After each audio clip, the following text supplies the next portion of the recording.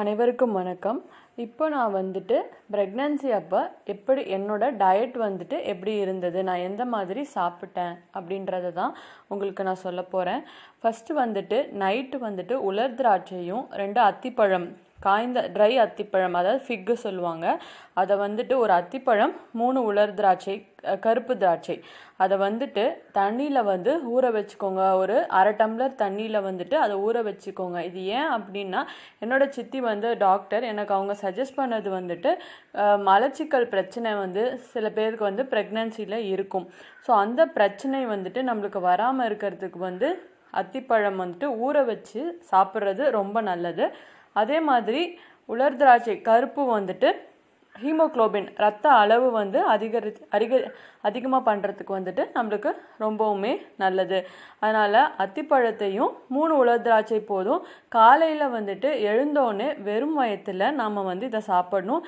அந்த திராட்சை பழத்தையும் அத்திப்பழத்தையும் சேர்த்துட்டு அது கூட இருக்கிற தண்ணியையும் நம்ம குடிக்கிறது ரொம்பவுமே சிறந்தது. அதுதான் வந்துட்டு நம்மளுக்கு மலச்சிக்கல் பிரச்சனை இல்லாமல் ப்ரெக்னன்சி டைமில் நம்மளை கண்டிப்பாக பாதுகாக்கிறதுக்கு உதவுது. சில பேர் வந்துட்டு அத்திப்பழத்தை வந்து தேனில் ஊற வச்சு சாப்பிடுவாங்க. அப்படியும் நீங்கள் சாப்பிடலாம். அதுவுமே வந்துட்டு நமக்கு வந்து நல்லது தான் நம்ம உடம்புக்கு ப்ரெக்னெண்ட்டாக இருக்கும்போது. அடுத்து வந்துட்டு எப்போவுமே நாம் சாப்பிட்றது வந்துட்டு பால், அதாவது ப்ரெக்னன்சி டைமில் வந்துட்டு டீ காஃபி வந்து கண்டிப்பாக அவாய்ட் பண்ணிவிடுங்க. சில பேருக்கு வந்து கண்டிப்பாக ஒர்க் பண்ணுறவங்க அப்படின்னா, இல்லை வீட்டில் இருக்கவங்களுக்குமே சில சமயம் வந்து நம்ம ஆரம்பத்துலேருந்தே நம்ம பழகிட்டு வந்தாச்சு டீ காஃபி அதெல்லாம் வந்து நம்ம குடிச்சு. ஆனால் ப்ரெக்னன்சி டைமில் வந்து அதை தவிர்க்கிறது வந்து ரொம்ப நல்லது. ஏன்னா காஃபின்னு எடுத்துக்கிட்டோன்னா அதில் வந்து அந்த இருக்க அந்த கெஃபைன் கண்டென்ட் வந்துட்டு நம்மளுக்கு வந்து கெடுதல் தான். அதனால் டாக்டர்ஸே வந்துட்டு இதெல்லாம் வந்து ஜென்ரலாகவே சஜஸ்ட் பண்ணிவிடுவாங்க. நான் வந்து ஒரு ப்ரோட்டீன் பவுடர், அதாவது பச்சை பயிரை வந்து அரைச்சி ப்ரோட்டீன் பவுடர் மாதிரி வச்சுட்டு பாலில் கொஞ்சோண்டு சர்க்கரை இல்லைன்னா நாட்டு சர்க்கரை கலந்து வந்துட்டு இந்த பாலில் காலையிலையும் நைட்டும் வந்து நான் எடுத்துக்கிட்டேன் 1 டம்ளர் பால். அதுக்கப்புறம் வந்துட்டு எனக்கு வந்துட்டு சீக்கிரம் ஆஃபீஸ் கிளம்பிடணும், 7:30க்கு எனக்கு வந்து நான் கிளம்பிடணும் அப்படின்றதுனால என்னோடய லஞ்சை வந்து நான் பேக் பண்ணி தான் ஆஃபீஸ்க்கு எடுத்துகிட்டு போவேன். ஸோ நான் காலையில் வந்துட்டு ஆஃபீஸ் போனோடனே எனக்கு கேபில் தான் நான் போவேன். அப்பயே எனக்கு வந்து பசிக்கும். அப்படின்றப்போ சத்து மாவு உருண்டை இருக்குது இல்லைங்களா, எல்லா நவதானியம் எல்லாமே போட்டுட்டு நட்ஸ் இதெல்லாமே போட்டுட்டு சத்து மாவு மாதிரி அரைச்சி வச்சுக்கலாம். நம்ம அதில் கொஞ்சோண்டு வெது தண்ணீரை போட்டு நம்ம பிசைஞ்சு இந்த மாதிரி உருண்டையாக எடுத்துக்கலாம். கண்டிப்பாக ஒரு 2 உருண்டை ஒரு நாளைக்கு சாப்பிடலாம். சாப்பிட்டீங்க அப்படின்னா அந்த நிமிஷத்துக்கு வந்து உங்களுக்கு பசிக்காமல் இருக்கும். ஸோ அடுத்து வந்துட்டு காலை உணவு எப்பவும் போல் நார்மல் பிரேக்ஃபாஸ்ட் சாப்பிடுவேன். மதியம் அப்படின்னு நம்ம பார்க்கும்போது வாரத்தில் வந்துட்டு 2 தடவையாவது நம்ம கீரைகள் எடுத்துக்கிறது வந்து ரொம்பவுமே சிறந்தது. ஒன்று வந்து பாலக்கீரை, பசலைக்கீரை. பாலக்கீரையிலையும் வந்துட்டு அதிகமான அயன் கண்டென்ட் நம்மளுக்கு இருக்குது. அதனால் பாலக்கீரை வந்து கண்டிப்பாக கடைஞ்சி நாம் ப்ரெக்னன்சி டைமில் சாப்பிட்றது, வாரத்தில் 1 நாளோ இல்லை 2 நாளோ நம்ம கண்டிப்பாக இதை சாப்பிட்றது வந்து ரொம்பவுமே சிறந்தது.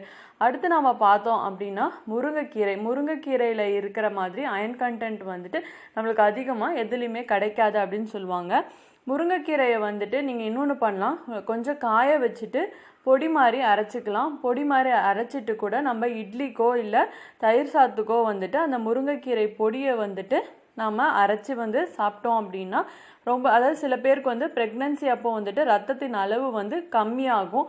ஸோ அவங்கெல்லாம் வந்துட்டு இதை தொடர்ந்து எடுத்துக்கிறது வந்து ரொம்பவுமே சிறந்தது.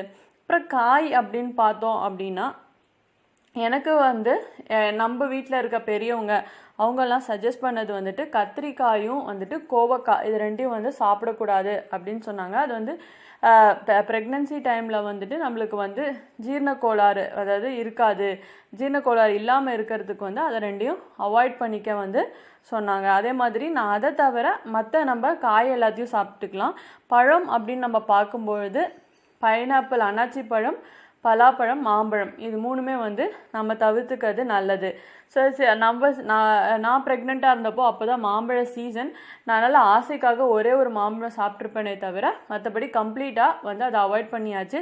சில பேருக்கு வந்து பலாப்பழம் வந்துட்டு சாப்பிட்றதுனால லூஸ் மோஷன் ஆகலாம், டிசென்ட்ரி ப்ராப்ளம் வரும். அதனால் இது 3மே வந்து கொஞ்சம் சூட்டை தூண்டக்கூடிய பழங்கள். அதனால் வந்து இதை தவிர்க்கிறது வந்துட்டு ரொம்பவுமே சிறந்தது. ஸோ இப்போ லஞ்ச் நான் ஆஃபீஸில் முடிச்சிட்டேன் அப்படின்னா சாயங்கால வேலையில் கண்டிப்பாக நான் எல்லாத்தையுமே என்னால் பேக் பண்ணி எடுத்துகிட்டு போக முடியாது. ஸோ அப்படின்றப்போ நான் வந்துட்டு சாயங்கால வேலையில் ஆஃபீஸில் வந்துட்டு ஐஸ் போடாமல் சுகர் இல்லாமல் சப்போட்டா ஜூஸோ இல்லைனா கிர்னிப்பழ ஜூஸ் இது ரெண்டுத்தில் ஏதாவது ஒன்று நான் வந்து ஆஃபீஸில் சாப்பிட்டுக்குவேன். சில சமயம் நான் என்ன பண்ணுவேன் அப்படின்னா பொமோகிரானேட் இல்லைனா மாதுளம்பழம் இல்லைனா வந்துட்டு கொய்யாப்பழம் வந்துட்டு பீஸாக கட் பண்ணி நம்ம எடுத்துகிட்டு போகலாம். ஆனால் இதை வந்து நீங்கள் காலையில் சாப்பிட்றது தான் சத்தானது. ஏன்னா கொய்யாப்பழம்லாம் வந்துட்டு கொஞ்சம் நீங்கள் ஈவினிங் டைமில் அப்படின்னு பார்த்தீங்க அப்படின்னா கொஞ்சம் கொலன்னு ஆகிடும். சில பொமோகிரானேட் மாதுளம்பழம் கூட வந்துட்டு கொஞ்சம் கெட்டு போயிடலாம். அதனால் சாயங்கால நேரத்தில் நீங்கள் வீட்டில் இருக்கிறவங்களா இருந்ததுன்னா வீட்டிலே ஃப்ரெஷ்ஷாக தயார் செஞ்சுக்கோங்க. இல்லைனா வந்துட்டு ஆஃபீஸில் வந்துட்டு சுகரும் ஐஸும் போடாமல் சாப்பிட்றது ரொம்ப சிறந்தது. ஏன்னா அந்த சமயத்தில் நம்மளுக்கு கோல்டு பிடிச்சா கண்டிப்பாக ரொம்பவுமே ஒரு கஷ்டமான விஷயம். ஸோ அதுக்கப்புறம் வந்துட்டு வீட்டுக்கு வந்ததுக்கப்புறம் நம்ம வந்து கண்டிப்பாக வந்துட்டு இரவு உணவு வந்து எப்போவுமே வந்துட்டு லைட்டாக சாப்பிட்றது தான் நல்லது. அதுமாதிரி ப்ரெக்னென்சி டைமில் வந்துட்டு இட்லி தோசை உப்புமா வந்து கண்டிப்பாக தவிர்த்துக்கலாம். எனக்கு வந்துட்டு என்னோடய பாட்டி சொன்னது என்ன அப்படின்னா தயிர் சாதம் நீ டெய்லி வந்து நைட்டு கொஞ்சமாவது ஒரு 4 வாய் அளவுக்காவது சாப்பிடலாம் அப்படின்னு சொன்னாங்க. ஏன்னா ஜீரண சக்திக்கு வந்து ரொம்பவுமே அது உதவும் அப்படின்னு சொன்னாங்க. ஸோ நான் வந்து என்ன பண்ணுவேன் அப்படின்னா சாப்பாடு வந்து காலையில் கொஞ்சோண்டு வந்து நைட்டுக்காக வச்சுட்டு போயிடுவேன். நைட்டு என்ன சாப்பிட்டாலும் சரி கொஞ்சோண்டு தயிர் சாதம் சாப்பிட்டுட்டு அப்புறம் நாங்கள் மாத்திரையை எடுத்துப்போம். சில சமயம் நம்மளுக்கு நடுவில் பசிச்சா வந்து பாலை வந்து கொஞ்சம் எடுத்து வச்சு அதே மாதிரி கொஞ்சம் பழங்களும் நம்ம வந்து நடுவில் பசிச்சா எடுத்துக்கலாம். ஸோ இப்போ அடுத்து வந்துட்டு நான் வந்து 4லேருந்து 7 மாதங்கள் எப்படி இருந்தது அப்படின்றத பற்றி நான் அடுத்த வீடியோவில் உங்களுக்கு சொல்கிறேன். இந்த வீடியோ பார்த்ததற்கு நன்றி. இந்த வீடியோ உங்களுக்கு பிடிச்சிருந்ததுன்னா லைக் பண்ணுங்கள், ஷேர் பண்ணுங்கள், சப்ஸ்கிரைப் பண்ணுங்கள். நன்றி, வணக்கம்.